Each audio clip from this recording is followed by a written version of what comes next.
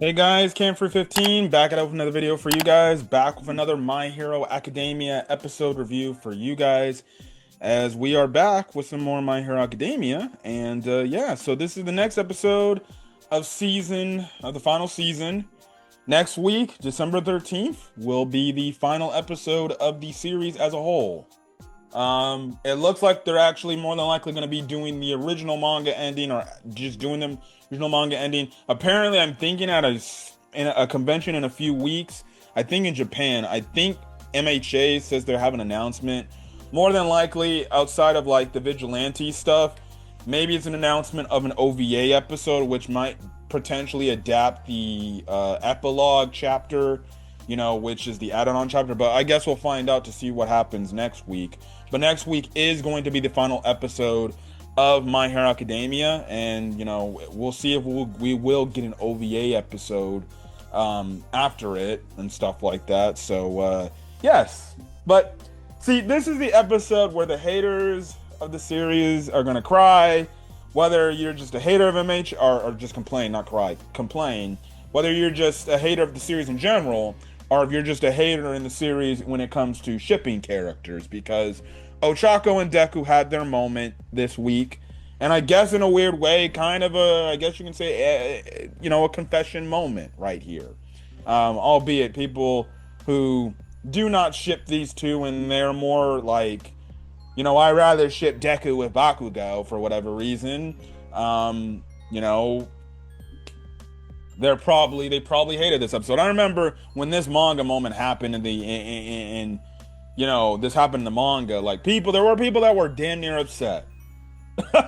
It's the same exact shit. So it's gonna be very, very interesting to see how the anime community of MHA reacts to this, because surely they're gonna be so I guess you can say, quote unquote, sane about this, because Lord have mercy, when it comes to the shipping wars, when it comes to series ending, boom, whatsoever, right?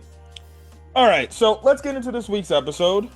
So we start the episode off with Deku actually doing what Shigaraki wanted him to do, and that was to end up meeting and speaking to Spinner after the fight is concluded, right? So they bring Spinner out. They're basically talking in like kind of those interrogation rooms and everything, right? So basically, Spinner's like, "So what do you want to talk to me about, murderer? I know you killed Shigaraki." And Deku, he said he doesn't deny that. He's like, "Yeah, no, it's cool, but I just wanted to bring this message along to you because this is what Shigaraki told me to tell you." And obviously, Spinner's like, "What? Shigaraki wanted you to give me a message?" And basically that's when he told him like, "Hey, Shigaraki, Shigaraki destroyed the world and everything, right?"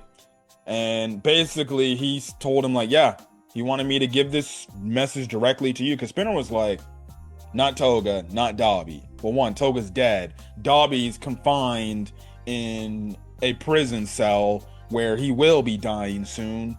But no, Deku's like, no, he didn't. Nope, not to them. He wanted me to speak them to you, right? Too.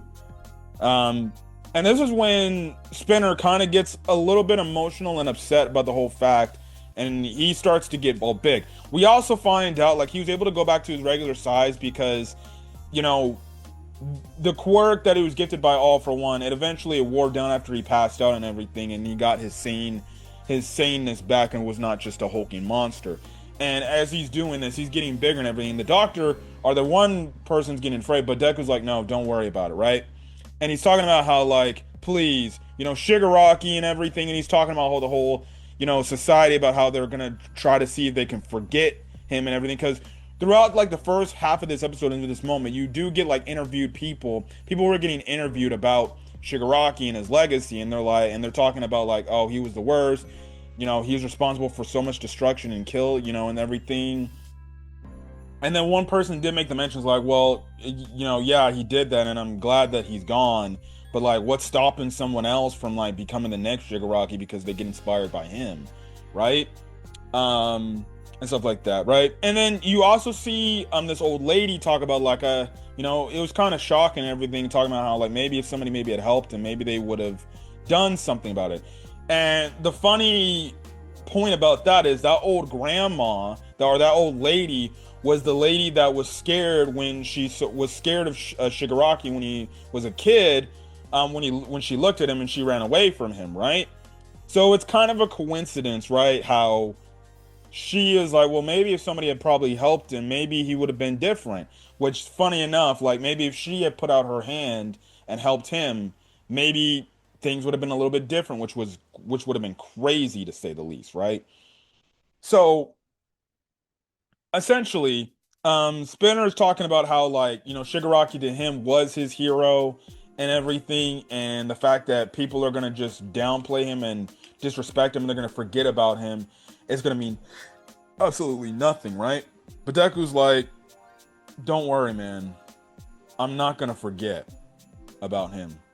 And it makes sense because it's like, this is the point. Like, the League of Villains should not be forgotten, especially in the society of Japan, because it shows the example of, like, this is what happens when you don't help somebody, that may be troubled.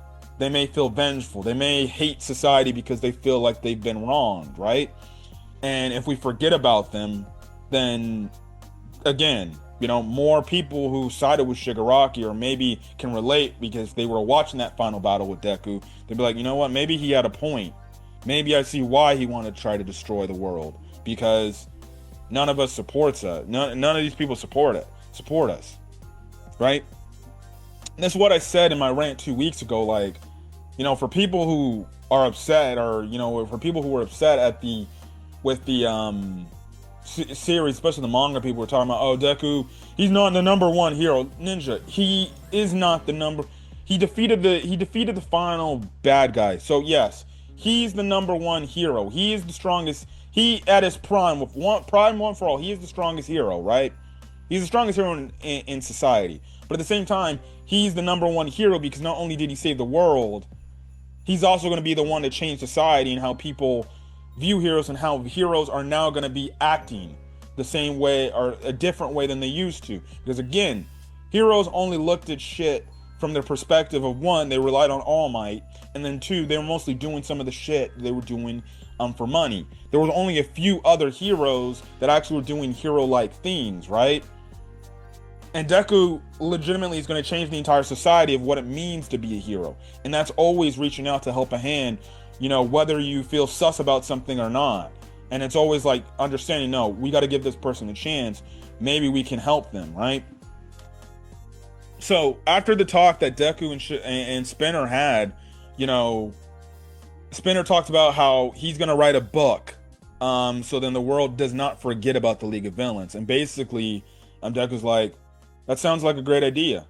Hopefully, maybe you should do it in the form of a comic book. Now, obviously, Spinner's like, please. But then after Deku leaves, he's like, you know what? That don't actually sound like a bad idea, right? So there's that, right? We do get some more resolutions at certain moments. They released a gentle criminal from prison from the acts that he did in helping in the final battle. Because I guess the police force said, well, okay, I guess it's worth it for you to come out of prison because you actually helped save the day. You helped save the world, right? So he's reunited with Labrava and everything. So I take it that they're going to live happily ever after together.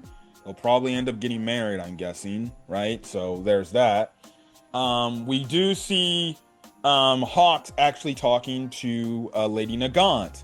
Now, Lady Nagant actually says she's going to stay in prison. And the reason why, I guess, is because she feels like she more than likely has PTSD. And she feels like not only with the previous Hero Safety Commission, but also the All for One stuff, she's afraid that she's just going to be used again, and taken, used and abused, essentially, right? And just be taken advantage of to use for whole thing. So she basically says, like, I want to stay in here because I'm not ready to come out yet. Now, Hawks is like, oh, come on now. Like, I wanted to work with you and have you come out so we can work together and everything.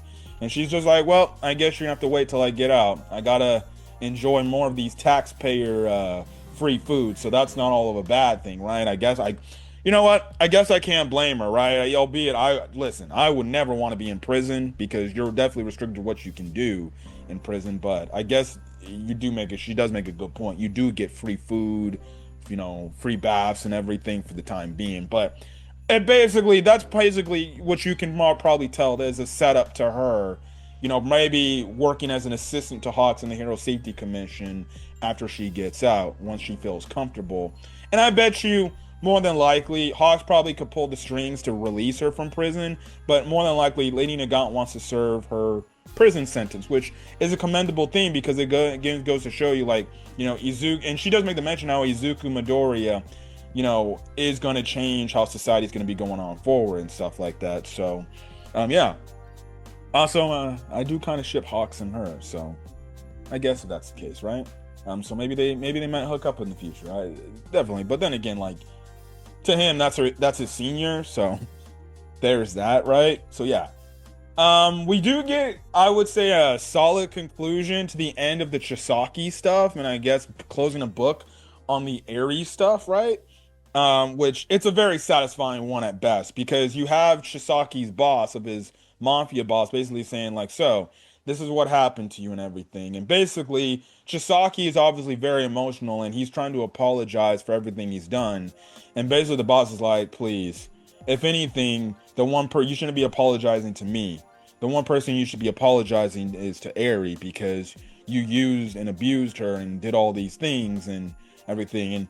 And the dude's like, look, I had hope that you would do the right thing, but clearly you didn't do it, and that's why you're gonna suffer in here, right? And you're gonna pay for the crimes that you committed. And it was a cold ass line when he said, don't worry, I'll be here, judging you, basically till the moment you're wiped off this planet. Which is a crazy line to say, right? Basically, the boss, even though he knows he's going to die, he's probably an older man. He's probably long gone, but in his mind, right? Once he's gone, that's going to be in Chisaki's mind, and he's only be thinking about all the shit he did. And it really goes to show you, like, man, Chisaki could have chosen a different path instead of doing the path like we saw him do in season 4 by using Eri and using those drugs and everything, right? And his whole path and his whole thing could have been a lot different, right? But because he did some heinous shit, the boss is holding him accountable. And then he's like, guess what, man? You're going to pay for that. And guess what? I'm always going to be in your head judging you until you're dead.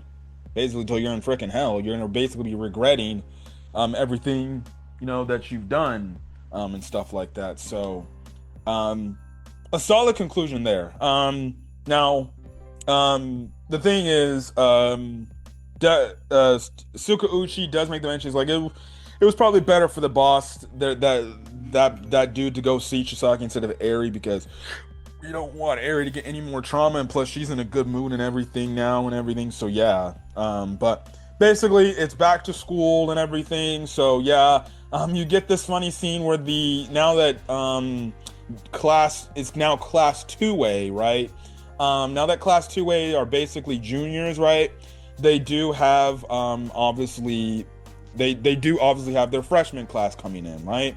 And the freshman class is chasing after Bakugo and Todoroki until Ida cuts them off and saying, okay, look guys, look, I appreciate the fact that you guys, look up to these guys and you really admire them, but like, look, they're humans too, they're their own people too, so look, give them some space. I'm not asking you guys to not want to talk with them or anything, but like, don't berate them and don't go all over them and everything. They're like, yes sir, we are really apologizing. And they talk about how, like we saw you in the battle and how cool you looked, and it's just, the moment we saw you guys, it's just like we just had to go meet you and everything. With now when you look at it, man, class 2A is gonna be looked like as celebrities, right?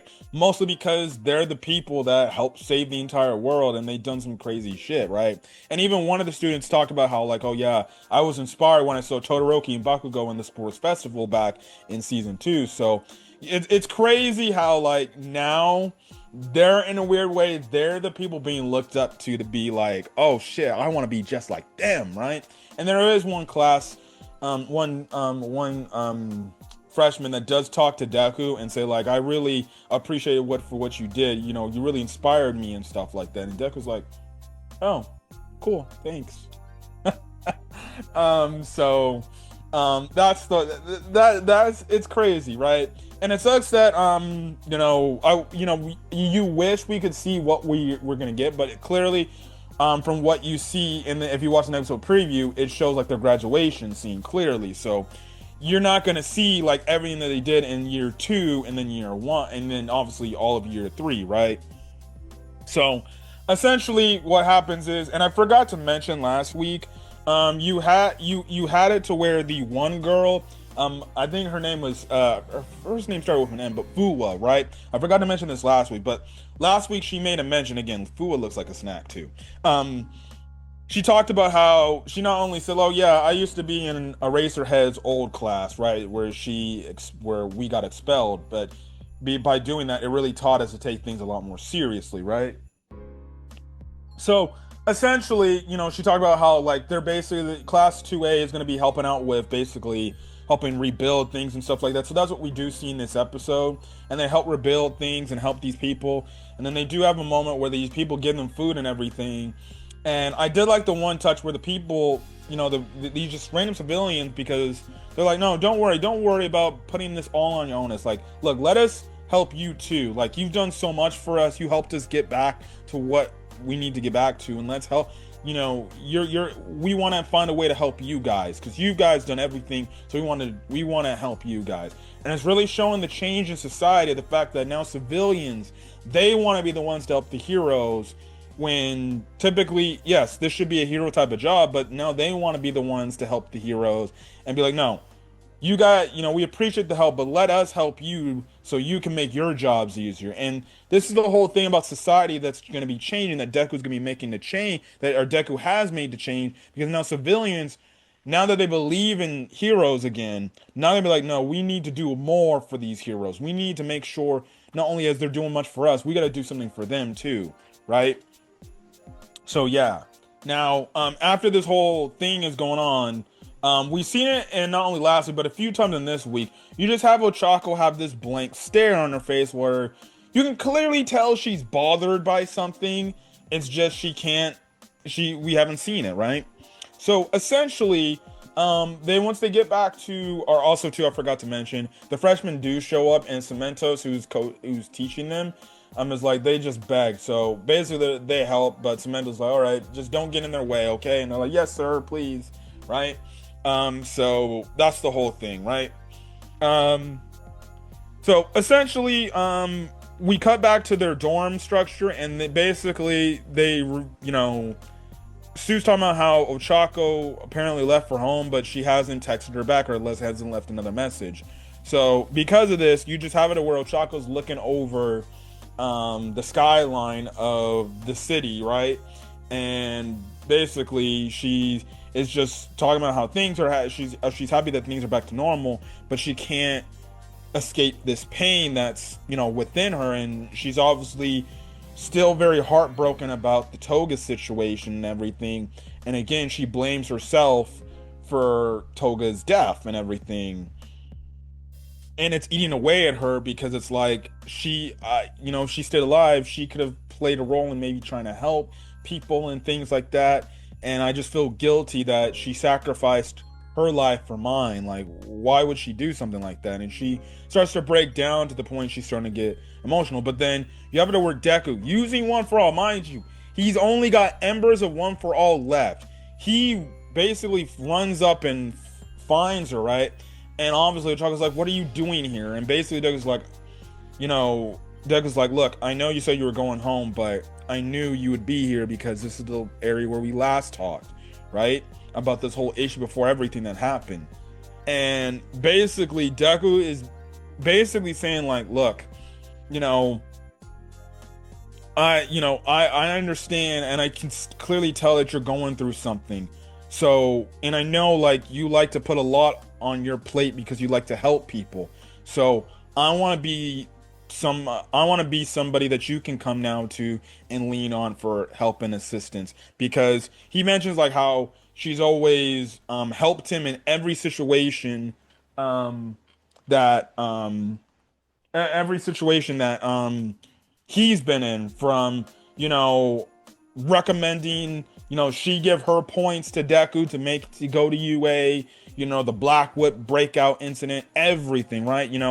Her asking the crowd to keep him at UA, to bring him back in and continue his Hero Academia.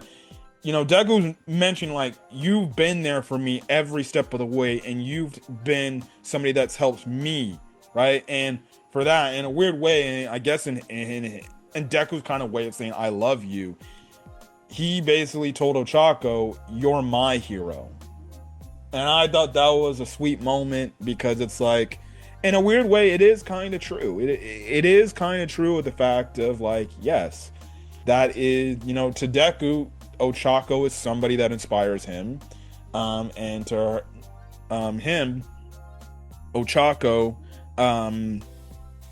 helped him along the way. Like, he doesn't get by through everything he's gotten by, not only with the help of his friends, and Ochako plays a role in that. Like, she was the one every step of the way with him. So it's like, yes, to him, like, no, you are my hero and everything, because you've been there even at my fucking lowest moments, right? And you never gave up on me. And he basically walks in closer and he's like, see, and he basically talks to her, is like saying like, look, it's okay, you can let it out, because that one thing I know is, we can just leave you a helping hand, give out or reach out a helping hand to help people. And then that's when she starts breaking down, crying about the toga incident and everything, and how and stuff like that. And Deku can relate to that because with Shigaraki stuff, and he basically holds her in his arms and everything, and at the same time he's holding her hands, and you get this moment and it's like, oh, are they gonna freaking kiss, bro? They don't, but you can clearly tell like they're gonna be that. Look, dog, they're there for each other. They're going to be there for each other, and they're going to be together. Like, yes, it's not a direct confession where the two characters like, I love you, right? But it's clearly, you can tell like, no, these two clearly look at each other a special type of way. They care about each other. They care about what each other is feeling about one another. And they want to be there for each other because guess what? That's what they want to do. And they're similar in a way where they want to help people, right? And it was a great moment. You already know the shippers are going to be upset by this and everything. And then also too, again, like I said, Deku used some of his last bits of his ember, right, that was there, to go out and find her. Bruh. He could have had more embers to use throughout maybe the remaining few years he has left of using One for All. But guess what? He used probably maybe a good chunk of those embers, right? To try to find her. If that doesn't tell me that is not love right there, I don't know what that is. Like, he is sacrificing One for All just to go find Ochako. You can't tell me this man is gonna was gonna risk losing his quirk right then and there 100% if it meant I could go find Ochako. That's love right there, bro. That's love. And for that, do you really need a confession? Probably not. Do you need a kiss for that? No, you probably don't. But like, what more needs to be said? So that was a great moment. Class 2A shows up. Bakugo basically says a lot about the Embers thing, and Class 1A is hounding Deku like, wait, what do you mean by that? So clearly they're gonna find out like, oh yeah, Deku's gonna go quirkless at some point and stuff like that, because Bakugo's like, do you still got those Embers left? And Deku's like, yeah, I still do, it's still there. And that's when Class 1A berates him like, wait, what are you talking about, Embers? And that's when they're gonna probably get the news like, oh yeah, he's gonna be quirkless. So yeah, that was it of this week's episode. So there's that. But yeah. Anyways, that is basically it of this episode, and next week will be the final episode of the series of MHA. So it is going to be a very sad scene next week because it is going to be the final episode of the series, which will finally end the series for good, as a whole. And unless we get an OVA episode, another movie, or more Vigilantes, that's basically kind of it of everything MHA. Realistically, we know we're getting more Vigilantes, right? But once Vigilantes anime is done, that's it. No more My Hero Academia unless Horikoshi decides to do a sequel series. But yeah, next week will be an emotional week, things like that. So yeah, but anyways, I'm gonna get out of here, guys. Next week, my co-host Red Wolf will be on the channel next week to discuss the final episode. And even if he can't make it, next week's final episode will be delayed until we can talk about it, because I want him to be on the final episode review of the series, because we have been reviewing the show since realistically season 4 together. So yeah, but the reason why he wasn't on today, he had some busy shit he had to take care of and things like that. I think he had to go to a wedding. That's why it was another solo episode review today. But I will definitely, going into next week, we'll ask him about his thoughts about the Ochako Deku moment, and stuff like that. So, yeah, but other than that, guys, I'll catch you guys next week for the final episode review of MHA. Till then, guys, stay safe out there and have a great rest of your day or your night. I'm going to end this video. Till then, guys, peace.